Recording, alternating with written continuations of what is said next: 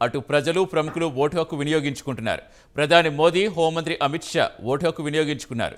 UP governor Anandiben Patel vote హక్కు వినియోగించుకున్నారు. అహ్మదాబాద్ నిషాన్ public స్కూల్లో మోదీ ఓటు వేశారు. మధ్య ఉత్తర గుజరాత్లో 14 జిల్లాల్లో 93 స్థానాలకు పోలింగ్ కొనసాగుతోంది.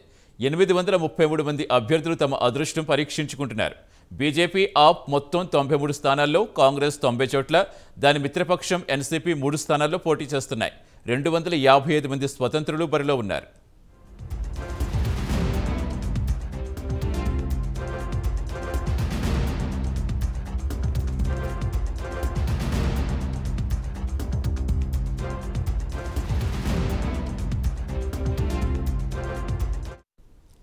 ఇక ఈ దఫా ఎన్నికల్లో కొన్ని హాట్ సీట్స్ అందరి దృష్టిని ఆకర్షిస్తున్నాయి.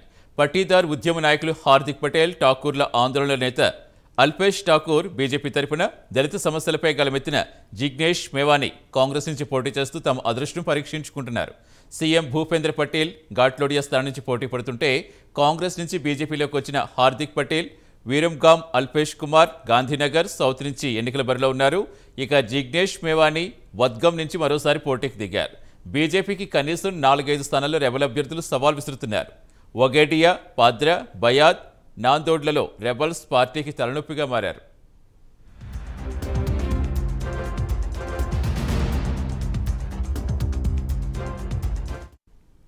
అటు అహ్మదాబాద్లో ముస్లిమ్స్ ప్రాబల్యం ఉన్న 16 స్థానాలు బీజేపీకి అత్యంత కీలకంగా మారాయి.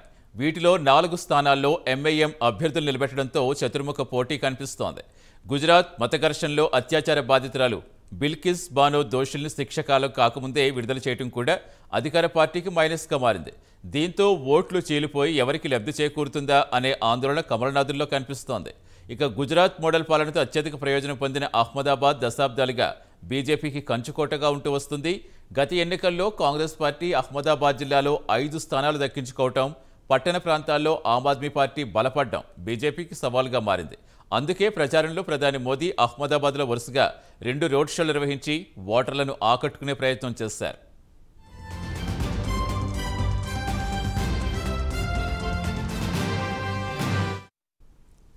ఇక డిసెంబర్ 1న జరిగిన తొలిదశ పోలింగ్లో ఓటు వేసేందుకు ప్రజల్లో ఒక రకమైన ఉదాసీనత కనిపించింది. ముఖ్యంగా పట్టణ ప్రాంతాలైన సూరత్, రాజ్కోట్, జామ్నగర్లో ఓటింగ్ అత్యంత స్వల్పంగా జరిగింది.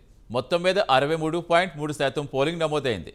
పట్టణాలకి, గ్రామాలకి మధ్య పోలింగ్లో 35% వరకు తేడా ఉంది. అహ్మదాబాద్, ఆనంద్, వడోదర, గాంధీనగర్, గోద్రా లాంటి నగరాల్లో 2వ దశ పోలింగ్ ఉండడంతో ఓటర్లు ఉదాసీనంగా వ్యవహరించవచ్చని, తమ ఓటు హక్కును వినియోగించుకునేందుకు ఓటర్లంతా ముందుకు రావాలని కేంద్ర ఎన్నికల కమిషనర్ రాజీవ్ కుమార్ విజ్ఞప్తి చేశారు. ఇక ఇప్పటి వరకు అయితే పోలింగ్ సజావుగానే కొనసాగుతున్నట్టు కనిపిస్తోంది.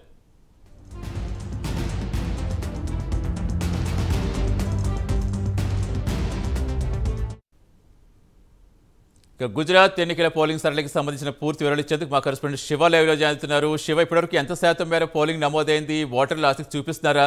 మొదటి విడతలోనే పోలింగ్ శాతం చాలా తక్కువగా నమోదైంది కాబట్టి ఈసారి ఎక్కువగా వచ్చేలా అధికారులు ప్రయత్నాలు చేస్తున్నామని చెప్తున్నారు. ఎంతవరకు ఫలించే అవకాశాలు కనిపిస్తున్నాయి? రైట్ సతీష్, గుజరాత్లో 2వ దశ పోలింగ్ ప్రారంభమైంది. ఉదయం 8 గంటలకు ప్రారంభమైంది. అయితే ఇప్పటి వరకు చూసుకుంటే కనుక రెండవ దశ పోలింగ్లో అంటే ఉదయం 9 గంటల వరకు ఎలక్షన్ కమిషన్ అనౌన్స్ చేసిన దాని ప్రకారం ఎన్నికల పోలింగ్ అనేది 4.75% నమోదైనట్లు తెలుస్తోంది. ఇంకా ఇప్పుడు అధికారికి కొంత పర్సంటేజ్ పెరిగింది కాబట్టి ఇంకా అనౌన్స్మెంట్ రాలేదు. దానికి సంబంధించి సుమారు ఒక 10% వరకు నమోదైనట్టుగా విశ్వసనీయ వర్గాలుగా నుంచి సమాచారం అందుతోంది. అయితే ఈ 2వ దశ పోలింగ్లో ప్రధాని నరేంద్ర మోడీ తన ఓటు హక్కును వినియోగించుకున్నారు. హోంమంత్రి అమిత్ షా కుటుంబ సభ్యులతో ఓటు హక్కు వినియోగించుకున్నారు. అలాగే గుజరాత్ ముఖ్యమంత్రి భూపేంద్ర పటేల్, అలాగే గుజరాత్ మాజీ ముఖ్యమంత్రి ప్రజెంట్ ఉత్తరప్రదేశ్ గవర్నర్ ఆనందీబెన్ పటేల్ కూడా తన ఓటు హక్కును వినియోగించుకున్నారు. హార్దిక్ పటేల్, అలాగే బీజేపీ అగ్రనేతలు, ఇటు కాంగ్రెస్ సంబంధించి మాజీ సీఎం ప్రముఖులు, అగ్రనేతలందరూ, ఇటు ఆమ్ ఆద్మీ పార్టీ సంబంధించి ప్రతి ఒక్కరు కూడా తమ ఓటు హక్కును వినియోగించుకున్నారు.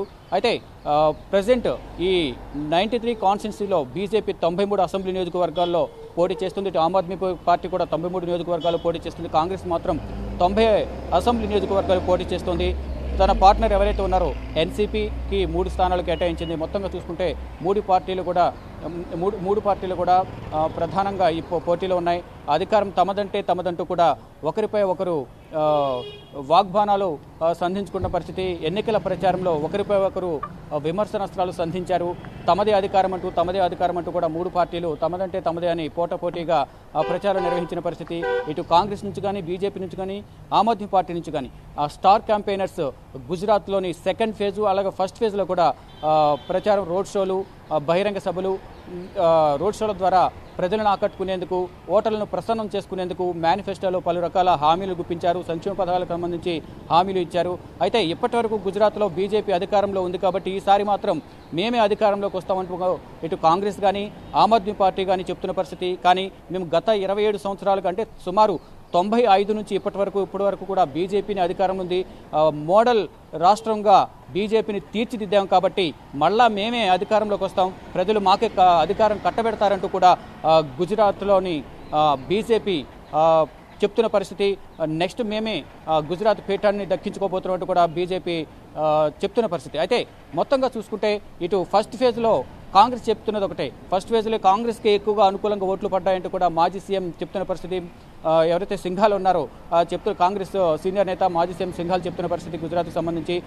అలాగే ఇతర సీనియర్ నేతలు కూడా. అయితే ఆమ్ ఆద్మీ కూడా చెప్తుంది. ఆమ్ ఆద్మీకి పల్లెటూరు విలేజెస్లో కొంచెం ఓటు పర్సంటేజ్ తక్కువ ఉన్నప్పటికీ గుజరాత్లో మోడీ ప్రభుత్వం పైన, మోడీ అనుసరిస్తున్న విధానాలపైన, వారి ప్రభుత్వం అనుసరిస్తున్న విధానాలపైన వ్యతిరేకత ఉంది ప్రజల్లో. ఈసారి ఆమ్ ఆద్మీ పార్టీ అధికారంలోకి వస్తుందంటూ కూడా ఢిల్లీ సీఎం అరవింద్ కేజ్రీవాల్, పంజాబ్ ముఖ్యమంత్రి భగవత్ మాన్ కూడా ఈ ఎన్నికల ప్రచారంలో పాల్గొన్నారు. వారిద్దరు కూడా చెప్తున్నది ఒకటి, ఈసారి ఆమ్ ఆద్మీ పార్టీకే గుజరాత్ ప్రజలు పట్టం కడతారంటున్నారు. అయితే మొత్తంగా చూసుకుంటే మొత్తం 182 స్థానాలకు మొదటి ఫేజ్లో 89, సెకండ్ ఫేజ్లో 93. అంటే మొదటి ఫేజ్లో 89 స్థానాలకు 19 జిల్లాల్లో 89 స్థానాలకు పోలింగ్ జరిగింది. అయితే ఈరోజు సోమవారం 5వ తారీఖున 93 స్థానాలకు 14 జిల్లాల్లో పోలింగ్ జరుగుతోంది. ఉదయం 8 గంటలకు ప్రారంభమైంది, సాయంత్రం 5 గంటల వరకు పోలింగ్ జరగనుంది. ఇక ఇప్పటి వరకు చూసుకుంటే కనుక సుమారు మనకు అందిన సమాచారం ప్రకారం 10% వరకు ఓట్ల శాతం నమోదైంది. ప్రతి ఒక్కరు కూడా తమ ఓటు హక్కును వినియోగించుకోవాలంటూ కూడా ప్రధాని నరేంద్ర మోడీ తను ఓటు వేసిన అనంతరం బయటకు వచ్చి మీడియాతో మాట్లాడిన పరిస్థితి. ప్రతి ఒక్కరూ అభివృద్ధికి ఓటేయండి, మరలా బీజేపీ అధికారంలోకి వస్తుందంటూ కూడా ఆయన చెప్పిన పరిస్థితి. అయితే ఇక ఇటు ఆమ్ ఆద్మీ పార్టీ కూడా చెప్తున్నది ఒకటే, అక్రమ కేసులు బనాయించి ప్రతి రాష్ట్రంలో కూడా తమకు అనుకూలంగా లేని వారిపై అక్రమ కేసులు బనాయిస్తున్నారు, సిబిఐ ఈడీలతో దాడులు చేపిస్తున్నారు. అభివృద్ధికి వ్యతిరేకంగా ఉన్న, అభివృద్ధి జరగకుండా చూస్తున్న బీజేపీని ఈసారి ప్రజలు తిరస్కరిస్తారంటూ కూడా ఆమ్ ఆద్మీ పార్టీ చెప్తున్న పరిస్థితి. ఇటు కాంగ్రెస్ కూడా అదే ఆరోపణ చేస్తుంది. కానీ బీజేపీ మాత్రం మేము 27 సంవత్సరాల కాలంలో రాష్ట్రాన్ని అభివృద్ధి పదంలో ముందుకు తీసుకెళ్లాం, అనేక సంక్షేమ పథకాలు అందించామంటూ కూడా గుజరాత్ చెప్తున్న పరిస్థితి. అయితే ఇప్పటి వరకు 93 స్థానాలకు 833 మంది అభ్యర్థులు ఉన్నారు. ఇక భద్రత పరంగా చూసుకుంటే అత్యంత సమస్యాత్మక, సున్నిత ప్రాంతాలు 3 ప్రాంతాలకు గుర్తించి ప్రతి ఒక్క చోట కూడా పోలీసులు పెట్రోలింగ్ నిర్వహిస్తూ 1,00,000 మంది పోలీస్ సిబ్బందితో సెక్యూరిటీ పరంగా అన్ని రకాల ఏర్పాట్లు చేశారు ఎన్నికల అధికారులు. ఇటు డీసీపీ కూడా దగ్గరుండి అన్ని రకాల ఏర్పాట్లు చేస్తున్నారు. మొత్తంగా చూసుకుంటే ఎటువంటి అవాంఛనీయ సంఘటనలు జరగకుండా పోలింగ్ కేంద్రాల వద్ద కానీ, చుట్టుపక్కల పరిసర ప్రాంతాల్లో కానీ అన్ని చోట్ల కూడా ఈ సెక్యూరిటీ బందోబస్తు ఏర్పాటు చేసిన పరిస్థితి నెలకొంది. ఇక మొత్తంగా చూసుకుంటే ఇప్పటివరకు 10% ఓట్ల శాతం నమోదైనట్లుగా తెలుస్తోంది. ఆనందీబెన్ పటేల్, హోంమంత్రి అమిత్ షా, అలాగే ముఖ్య నేతలందరూ, ప్రధాన పార్టీల అగ్రనేతలందరూ తమ ఓటు హక్కు వినియోగించుకున్నారు. ఇక ప్రధానంగా చూసుకుంటే ఇక మధ్యాహ్నం 1 గంటకు ప్రధాని నరేంద్ర మోడీ తన ఓటు హక్కు వినియోగించుకున్నారు. కాబట్టి ఇక ఢిల్లీలో జరగబోయే, రాష్ట్రపతి భవన్లో జరగబోయే G20 సదస్సుకు ప్రధాని నరేంద్ర మోడీ చేరుకోబోతున్నారు. చూడాలి.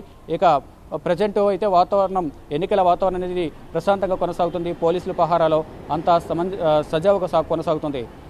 Satish, thank you Shiva.